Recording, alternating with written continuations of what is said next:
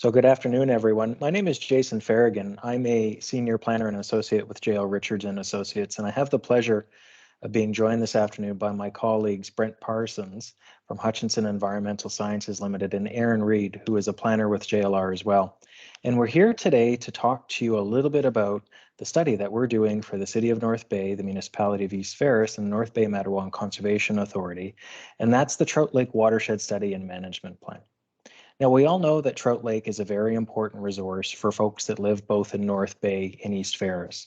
And we also know that the public agencies that are involved in planning for the lake and acting as stewards for the lake are doing a really good job of proactively managing the health of the lake over the last plus 20 years. And the intent of our study, and really what we're here to do, is to help the community develop a new understanding of the lake, both by updating the scientific information as it relates to lake water quality, but also looking at the planning approaches that the City of North Bay and the municipality of East Ferris currently undertake to ensure that they continue to use the best approaches possible. So the process for our study is a very open and iterative process. It's going to have many points of consultation, both with residents and stakeholders within both communities. And this slide illustrates our process. And basically the process involves 4 phases, which allows us in the first phase to wrap our heads in our arms around the nature of the issues and the opportunities that we're dealing with. And then by the time we get to the 4th phase, to provide councils in both communities with recommendations for improving their lake management practices.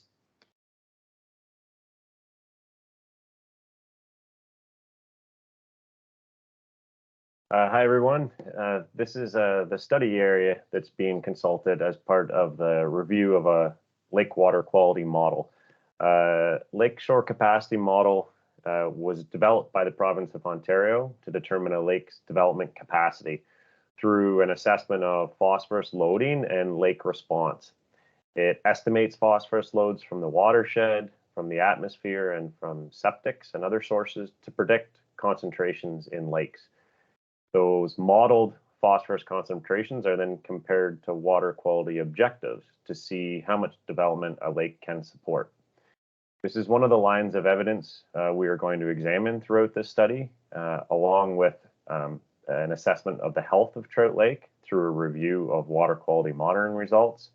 We're also going to look at recreational capacity to assess social crowding, and as Jason mentioned, incorporate a large portion of consultation with local residents to help inform the study. Great, thanks, Brent.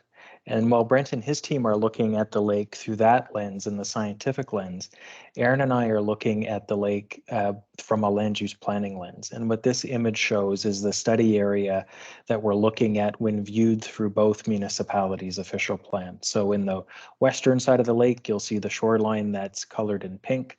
That's the urban study area. The balance of the shoreline itself, which is outlined here in blue, is what's known as our rural shoreline area.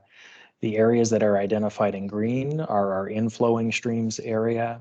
And then the area that's colored more in the mustard color represents the 4 Mile Bay, 4 Mile Lake, and associated inflowing streams. So we're also looking at the lake through the lens of the official plans in these 4 sub areas as well, because each of these sub areas represents different opportunities and constraints when it comes to patterns of development and ultimately lake health.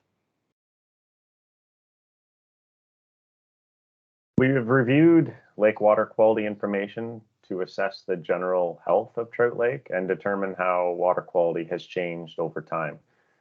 We consulted a wide variety of background reports and data sets. The data sets were reviewed, all of which were used to characterize water quality conditions. You can see on the figure on the screen that there has been 8 sampling stations that have been consistently sampled.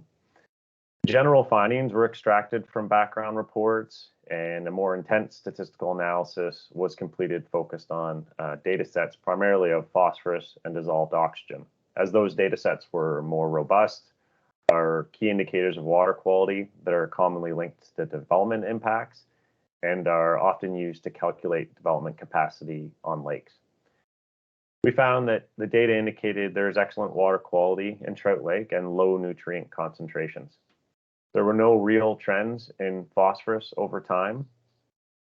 We did note that 4 Mile Bay and Trout Lake, the main basin of Trout Lake, have slightly different water quality. And we did note a few exceedances of municipal water quality objectives for phosphorus and dissolved oxygen, which the city has set and are more conservative than provincial water quality objectives. Through that assessment, we did note there were some limitations with those data sets, including different laboratory procedures and minimum detection limits, which limited those findings to a certain extent. We did develop a variety of recommendations that we hope will be developed to ultimately improve the water quality monitoring program moving forward.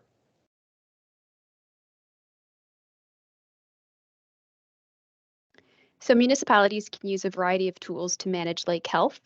We've completed a review of about 25 municipalities across the province, and up on the screen we have a list of some of the best management practices they are using to manage lake health within their communities. So these include shoreline buffers, establishing minimum lot sizes and coverages to control development, having backlot development constraint, requiring landowners to register into site plan control agreements when they are undergoing development on the property, so that the municipality has a bit of control with the placement of buildings and septic systems, and the function of the lot to, again, ensure that the quality of the lake is maintained. So we've also taken a look at the current best management practices taking place in North Bay and East Ferris against some of these tools that we've seen across the province. So both communities have established some provisions related to sewage treatment systems. They have shoreline buffer requirements, erosion and sediment control requirements sometimes are required when they're completing a site plan control plan. There's minimum lot sizes, lot frontages, lot coverages. They don't have provisions at this time for lakes at capacity, as currently Trout Lake has not been established as being as a lake at capacity.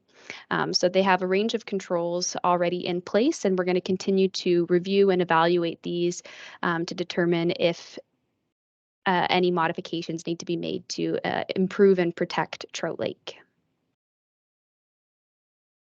Thanks, Aaron and Brent. So later this week on the 13th, we're going to be both in the municipality and the city of North Bay, and we invite residents from both communities to come out and meet us, spend some time talking to us, and to come and share your perspectives with us about Trout Lake. We're very curious to understand what you think about the lake, the development pressures on the lake, and the current approaches that each municipality uses to manage lake health. So we're really looking forward to meeting everybody on April 13th. We'll see you then. Thanks.